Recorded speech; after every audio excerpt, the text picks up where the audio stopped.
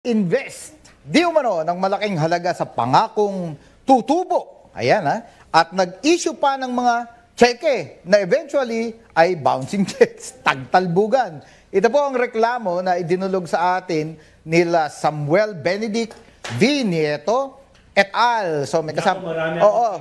Pasig City from Pasig City. Nag-i-issue ng cheque, tumatalbog. Marami akong kilala na ganyan. Ano bang itsura ng cheque na yan? Bola? Parang may korting bola ba yan? Okay. Jan Ross, Attorney Judy, kasama po natin ngayon dito sa studio, si Samuel. Sir, good afternoon. Sige, paano kayo tinalbugan? Okay. Kwento nyo po. Oh. Good afternoon po. My name is Sam Nieto and I am from Pasig City. So I am here to complain about Mr. Arnel de Mesa Caparas. Okay. He introduced... Kilala ba yun? Kilala ba yun? Arnel de Mesa Caparas from Santa Mesa, Sampaloc, Manila. Nag-meet na po kayo ng personal, sir? Na-meet ko po siya. At kilala mo siya? Na-meet...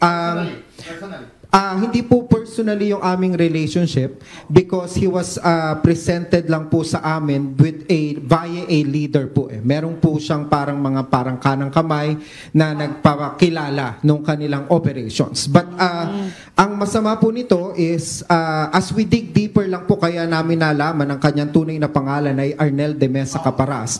Pinakilala po muna niya ang kanyang sarili bilang Jose Roger Lopez Uy. May plano talaga na gumawa ng kalokohan. Kasi hindi siya nagpapakilala na siya ay si Ginoong Arnel de Mesa Caparas. Nag-alias pa siya na Jose Roger Lopez. Uy, may middle name pa.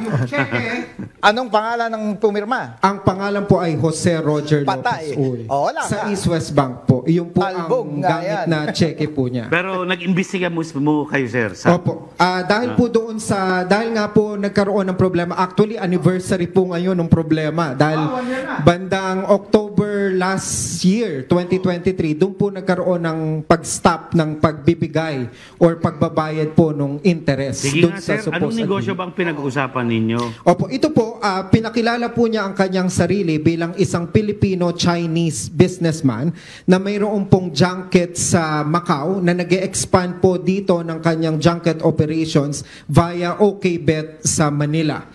So ito po yung naging nangyari. So initially, to be fair, maayos naman po ang pagbibigay ng interest for the longest time. Until October of 2023, doon po nagkaroon ng pag-stop. At nagpa-town hall meeting pa po siya. Humarap po siya sa mga leaders, sa mga kapitalista at nagsabi na kailangan lamang niya ng ilang buwan para ayusin yung problema dahil humina ang player, ganun daw po. Parang similar to sa isang nangyaring malaking junket din. Last year, di ba? Sino to? Na maraming na biktima, daang milyon. Yan, mga casino na ano, sir? Okay. Hindi ba magkakamag-anak yan? Magkakakilala? Hindi ko po, diba? I cannot confirm. Hindi ko po What's alam. Yung usapan ninyo, mag-i-invest kayo, may capital. And then how much ang interest na pinangako niyang babalik sa inyo? Based on contract po, it's 5% So you have contract? Opo, may kontrata po at meron pong cheque. Ang cheque po is yung principal amount with the last month Sir, may tanong interest. ako. Kasi et al. Sam Nieto et al. So marami kayong complainant? Marami po. Magkano po ang involved dito at ilan po yung complainant? Sa grupo po namin, mahigit po kami 100. Wow! 100. Pero ang alam ko po, ang total exposure po ay aabot po ng 2 billion pesos. 2 billion! Tatanungin ko, sir, sa inyo po, how much yung capital na ininvest nyo? Ako po, yung nakapangalan po sa akin ay Sa'yo lang aabot muna. po ng 1 million Okay. pesos. Pero kasama po yung buong grupo namin, it's 100 million po. At meron pang iba. Marami pang iba. Ngayon po, alam niyo po kung nasaan na ngayon si Ginoong Arnel de Mesa Caparas na yan? Alam ko po yung kanilang residente dahil ang nakakatuwa po sa amin, sa aming pag-iimbestiga po, nalaman nga po namin ang kanyang tunay na pangalan ay Arnel de Mesa Caparas. Kaya nakakuha po ako ng certification from the barangay that Arnel de Mesa Caparas is one and the same to Jose Roger Lopez Uy, it is issued by his resident barangay na ang pumirma po ay mismong ang asawa niya na si Kagawad Mercedes Trinidad Caparas. Kagawad. Kagawad po at pumapasok pa rin po sa Sampaloc, Manila sa District 4. Yung nakalagay sa cheque na pangalan ni Jose Roger Lopez. Tama po. Uy. And na-verify niyo po ba na may account sa bank na yan itong certain Jose May Roger Lopez meron Uy? pong bank account sa East West Bank. Kaya nagreklamo din po ako sa Sa BSP. bangko. Yes. Tama. Una po Pwede. ang reklamo ko ay sa East West Bank Yes. sa August 29 dahil bakit nakapag-open ng account ang isang fictitious name, Yes. sinend ko po Exactly. sa kanila yung mga fake IDs dahil pag chinek nyo po yung ID ng Jose Roger Lopez Uy and verified it with LTO, hindi po siya existing. So meaning it's a fake ID. Pati po yung kanyang passport. Sinedmit ko rin po sa East West Bank yung ID niya as Arnel de Mesa Caparas, both sa LTO and sa passport, pati po yung aking certification of one and the same. Pero ang sagot lamang po ng East West Bank ay bank secrecy law.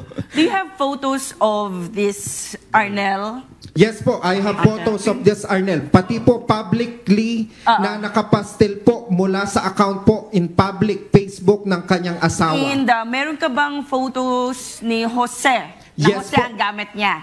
Meron po akong picture mismo of himself presenting himself As as Jose. JRU Alright. sa isa pong private Pakita nga natin JRU event. para Alright, ma-forward, alright. Very good. makita ng ating mga kababayan. Baka nandyan lang sa tabi-tabi nila, di ba? Okay. O nandyan lang. I think. Ayan, oh. Saan siya dyan? Siya po yung nasa gitna. Iyan po yung private event niya na nagpakilala po Paki-close siya. up kasi parang kilala ko to ah. Yan naman po yung kanyang ID as Arnel de Mesa Caparas. Tapos, Iyan naman po yung kanyang ID. Ayan po, yan yung kanyang ID, both driver's license and hindi ba passport. kaya kwento sa dami ng pera na to, bilyon na, baka binago niya na yung mukha niya ngayon. No? Ayun po. Na-meet na rin po namin na paulit-ulit yung kanyang misis dahil nakilala po namin sa barangay. Kaya po nalaman namin Ano pong kagawad. sabi ng misis niya? Nasaan na raw mister niya ngayon? Nung huli po, nitong huli namin pagkikita noong August, kauwi lang po nila from Germany.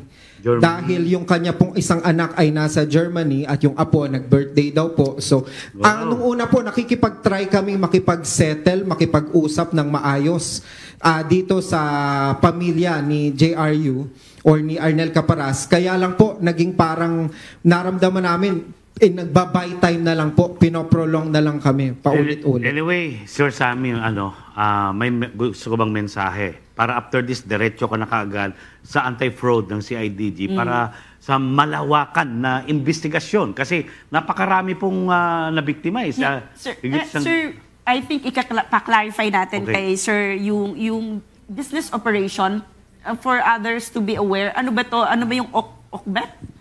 Nakita naman po namin mismo dahil ang kanila pong sistema ay kayo po mismo ang magdadala ng pera sa loob po ng junket katulad po ng OKBet.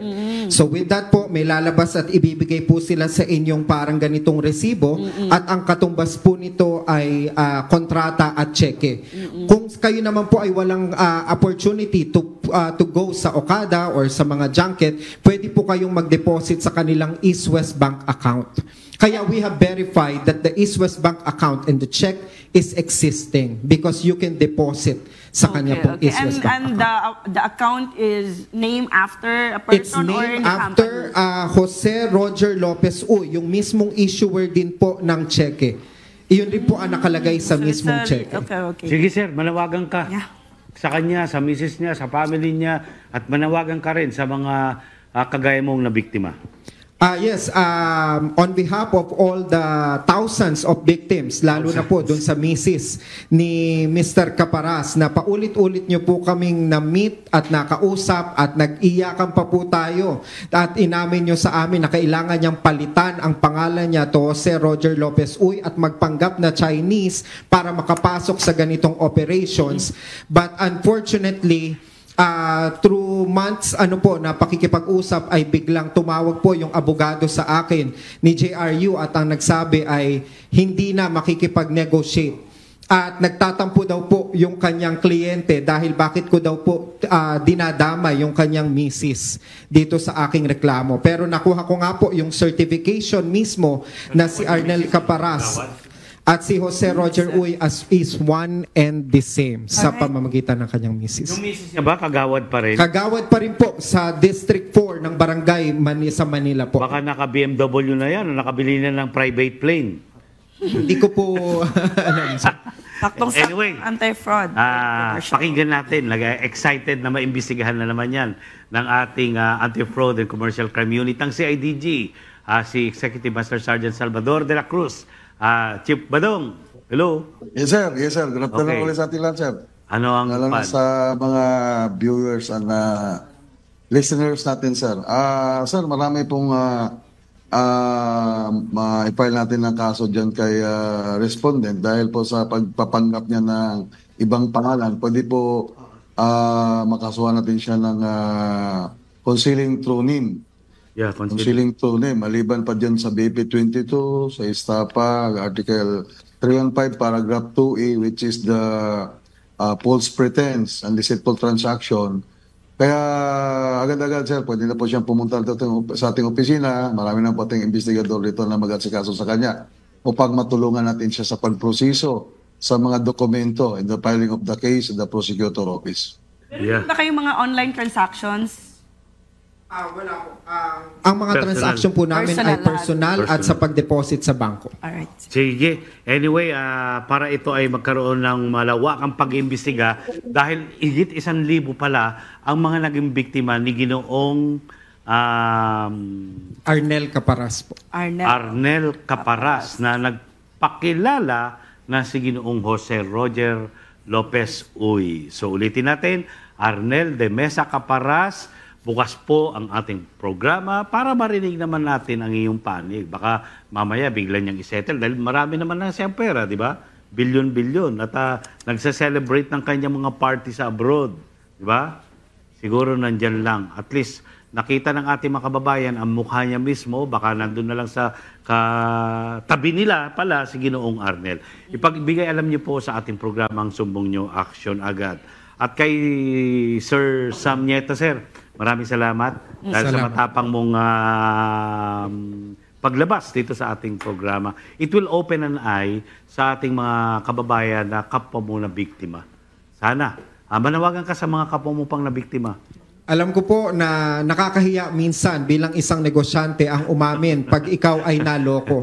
Ngunit ang totoo, minsan you have to make a stand and prove your point dahil kung hindi, mas ang napoproteksyonan ay yung manloloko. Correct. Kaya maging sa BSP po ay nag-file na rin ako ng administrative complaint laban sa East West Bank dahil sinubukan ko din na mag-reach out sa kanila because we have presented glaring evidences already to the bank and yet they just gave us that silent bank secrecy law na response na nakakalungkot po because that bank secrecy law actually protects more the perpetrator rather than the victims. So, yun po. Actually, second, ano ko yun eh, concern eh. Kasi Naireklamo. nareklamo Yes, ko po sir. eh, yung Yes. sa East West Bank po Attorney. eh. Well, that's actually the challenge for all of Yes. us, even in the law enforcement pagdating dyan sa, because there's bank privacy law.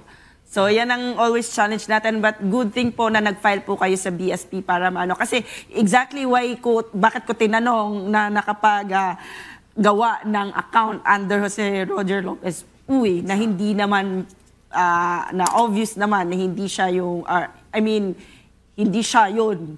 Kaya, probably medyo, ang bank kasi ang expected na, sa kanila, sir, mataas. Ang expected na, prudence pagdating sa pag-check ng mga clients and all mataas. So, That's exactly, attorney, our complaint because the bank supposedly have that highest degree of integrity and Yes, values. yes. Kaya nalulungkot po kami because I have even emailed the working email of the East West Bank officers from the store manager up to the president of East West Bank. But then one region head replied, pero binawi pa dahil nagkamali pa siya ng reply doon sa email na nag-close daw po yung account ng 2023. And then later on, the following day, niretract yung message to correct himself that the account was closed in 2024. Another thing na lang po, bakit po ako nagrereklamo against East West Bank? Nagbabounce na po ang check ng bank nung client nila, and yet the same branch, the same bank open another account for Jose Roger Lopez Uy, and because this will give him more avenue and opportunity to get more deposits and collect more investments on behalf of that perpetrator. Kaya po nakakalungkot because that timeline, it matters. It show connivance if not incompetence of the personnel. Well, I think that's one thing na i-consider ng CIDG pagdating sa kasi oo nga pag makita natin based on the statement ni Sir na East West Bank nag-i-issue, nakaka-open ng account at maraming instances, baka naman ang may-ari. But anyway, East West Bank, sir, open po ang aming programa para sa inyong panig naman. Buti na lang hindi ako East West Bank. Okay. Naalala ko naman yung mga kaibigan mo. But Sino ba that mo? should be Parang considered. kaibigan kong may-ari niyan. Hindi mga kaibigan mong laging nangi-scam. siya may-ari? Hindi, na nangi-scam sa kanya. Alright, sige. Maraming salamat, Ginoong Sam Nieto. Wala sa ating programa. Thank you, Sam. Okay. Oo. Naghihintay ng ating action person natin, nasuki natin na umaksyon sa ating mga issues and concerns. Ayan. Okay, medyo Magandang case to. Magandang case to for CIDG. Magsasalita daw po si... Ay, okay. si Sergeant. Okay, Sergeant De La Cruz. Sabihin, Sige. Chief Alright. Investigator. Again, pwedeng imbitahan natin yung mga taga-bangko, sir, to shed light about the matter. Yes. Yan. Yes. Very good. It's a very good Anyway, sa East West Bank Case for Management, investigation. iniimbitahan po namin kayo sa programa kung gusto nyo para magsalita naman para marinig ng ating mga kababayan ang inyong panig. At pinapasabi po ng ating mga investigador sa Anti-Fraud Division ng CIDG na iniimbitahan din po kayo. To shed light. To shed light. To shed light. Matulungan na rin natin ang mga complainants. Correct. Diba? Yun lang po. Maraming salamat. East West Bank.